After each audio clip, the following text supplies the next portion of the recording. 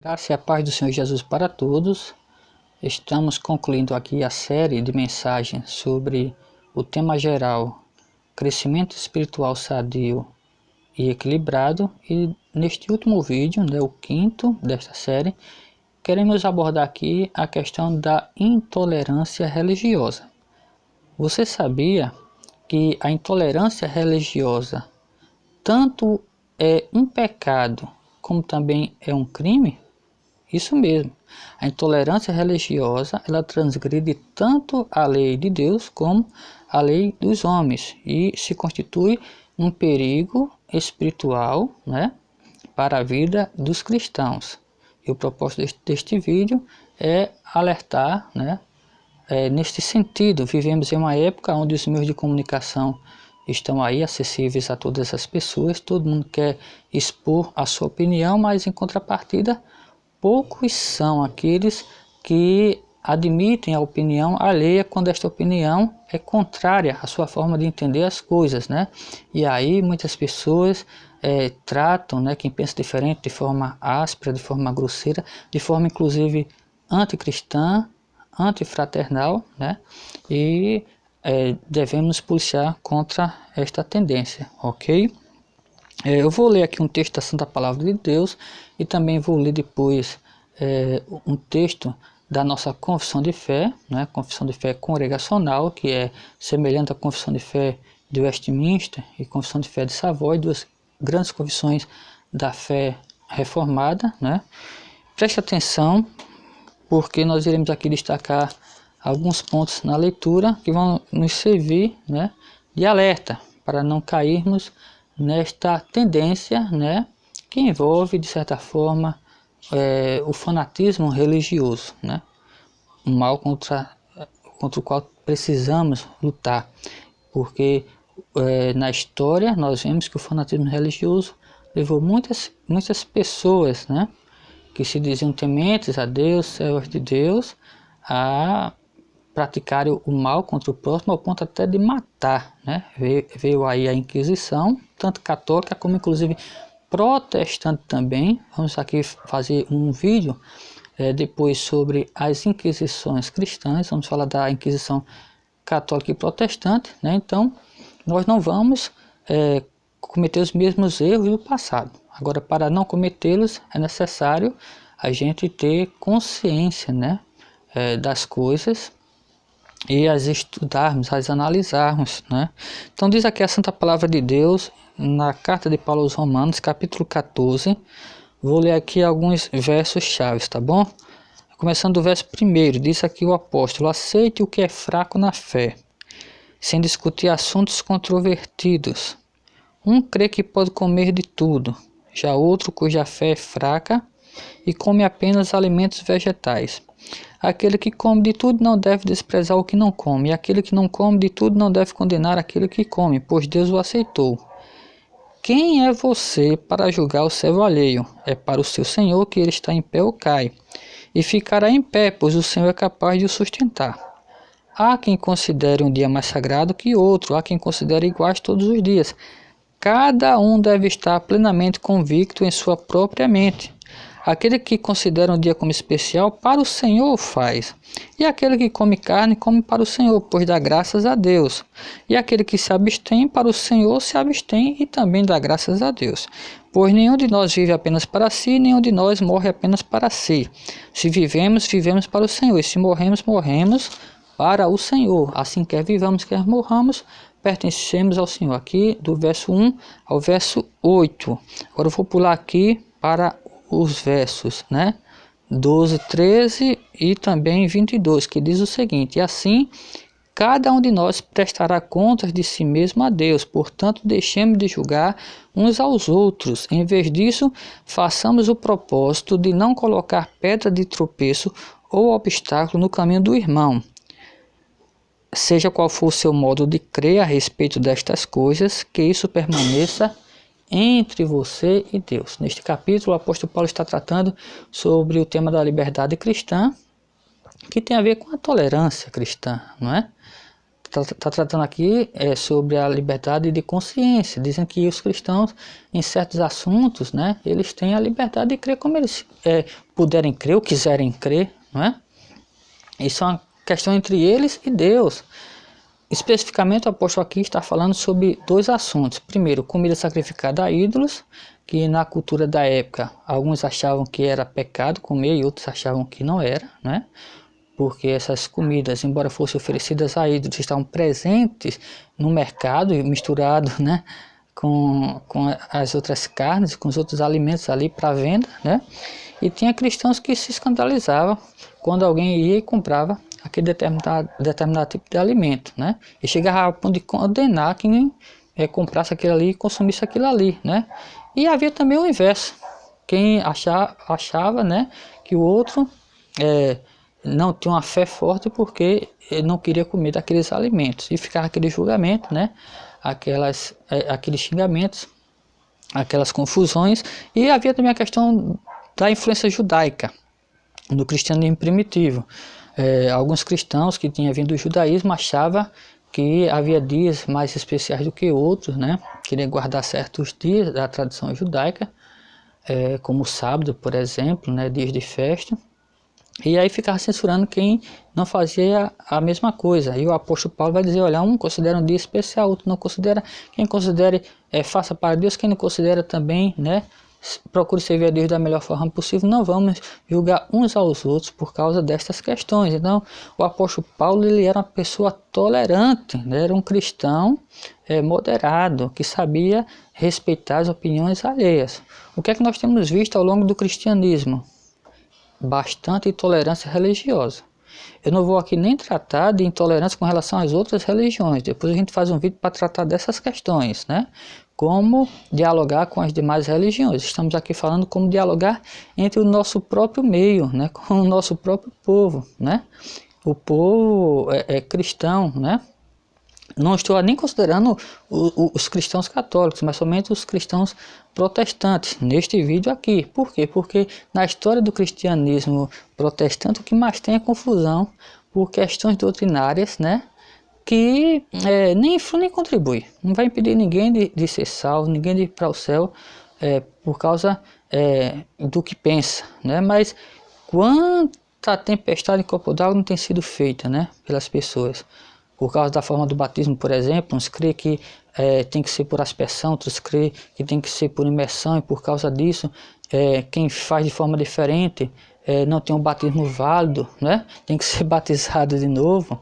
Outros brigam por causa do governo da igreja. Uns dizem que tem que ser presbiteriano, outros congregacionais, outros episcopais, e procuram provar por A mais B na Bíblia que o modelo correto é aquele, né? Que a bênção de Deus está naquele modelo ali. Quando na verdade, na prática, nós que somos pastores, somos líderes, e até quem é membro ativo das igrejas, participa das assembleias, sabe que esses modelos eles se mesclam, né? Ora a igreja age de forma episcopal nas suas decisões, ora age de forma presbiteriana, né? O conselho de oficiais decidindo, e ora age de forma congregacional, a assembleia toda ali tomando as decisões. Então o Espírito Santo, ele não se preocupa em estabelecer certos dogmas que nós achamos tão especiais, né? O que o Espírito Santo faz é exatamente esclarecer, revelar aquilo que é necessário para a nossa vida com Deus neste mundo e na eternidade, ou seja, as coisas concernentes à salvação. Se dogma salvasse, meu amado irmão, então Abraão não tinha sido salvo, porque Abraão não cria dos mesmos dogmas que nós cremos hoje, né? A compreensão de fé que ele tinha, né, na sua época era bem restrita com relação àquilo que nós cremos, aquilo que nós conhecemos, ao ponto de Jesus ter dito que muitos reis e profetas queriam ver o que os seus discípulos estavam vendo, mas não puderam. Vamos fazer depois um vídeo aqui sobre dogma e salvação, e a gente vai mostrar isso, né, bem detalhadamente, e provar por A mais B que dogma não salva, né? Então, de acordo com as igrejas reformadas, né, um conceito com relação à tolerância, né, doutrinária, e este conceito ensina o seguinte, né, uma máxima muito interessante: Com relação às questões centrais da fé, devemos ter firmeza, não podemos negociar. Agora, há questões da fé que não têm a ver com a essência do cristianismo, que não implica na salvação de ninguém.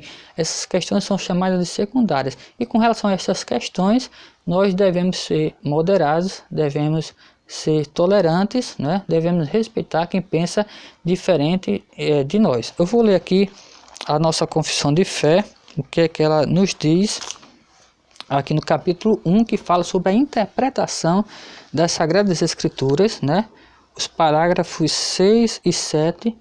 Preste atenção, né? Porque ele vai falar exatamente disso que nós acabamos aqui de explanar.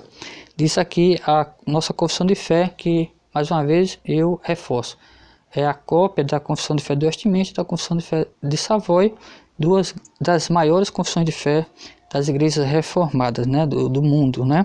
Então diz aqui: todo o conselho de Deus concernente a todas as coisas indispensáveis à sua glória, à salvação, à fé e à vida do ser humano, ou está expressamente registrado na Escritura, ou pode ser lógico e claramente deduzido dela, a qual nada e em tempo algum deve ser acrescentado, seja por novas revelações do Espírito, seja por tradições de homens. Então, as doutrinas com relação à salvação, diz aqui a confissão de fé, é bastante clara na Bíblia, né, e não podem ser mudadas.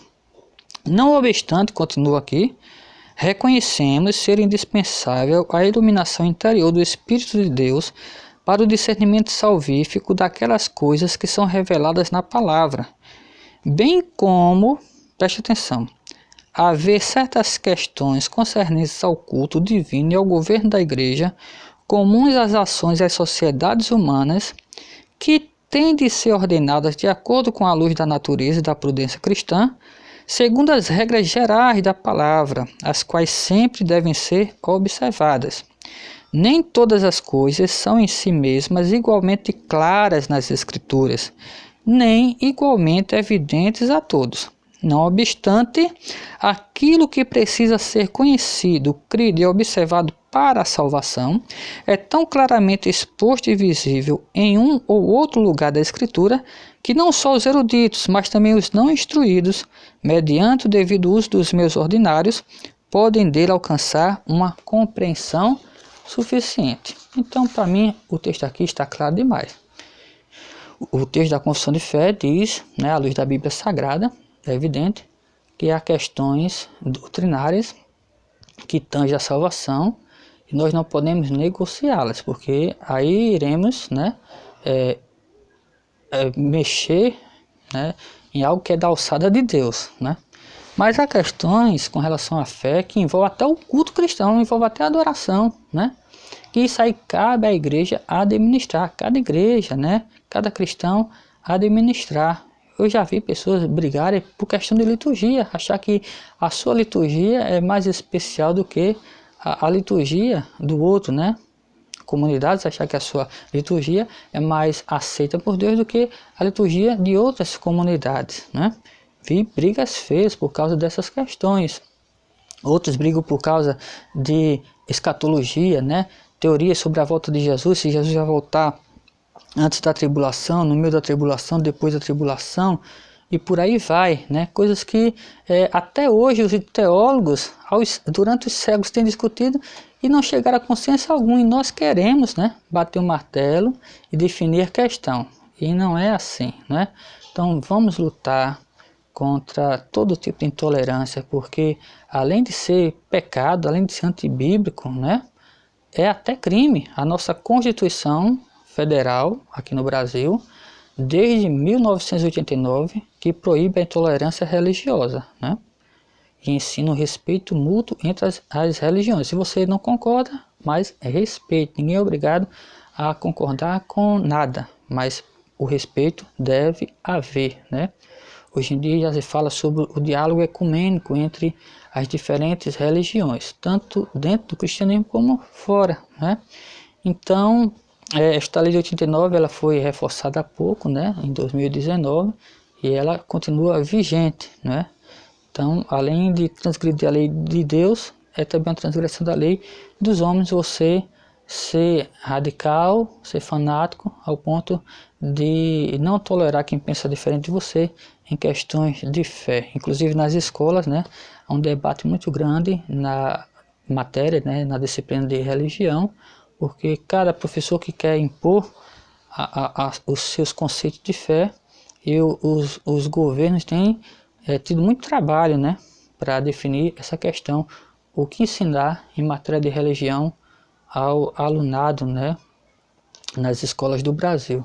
Então vamos ter cuidado, vamos ser moderados, né, porque a Bíblia ensina a importância da tolerância religiosa, né, a importância de respeitarmos a liberdade das pessoas crerem naquilo que elas podem ou desejam crer, né?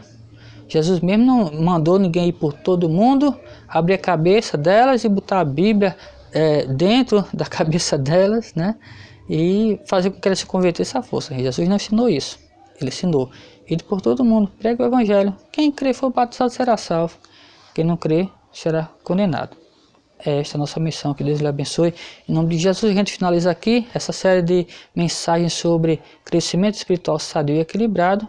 E com a bênção de Deus nós iremos tratar de outros temas mais.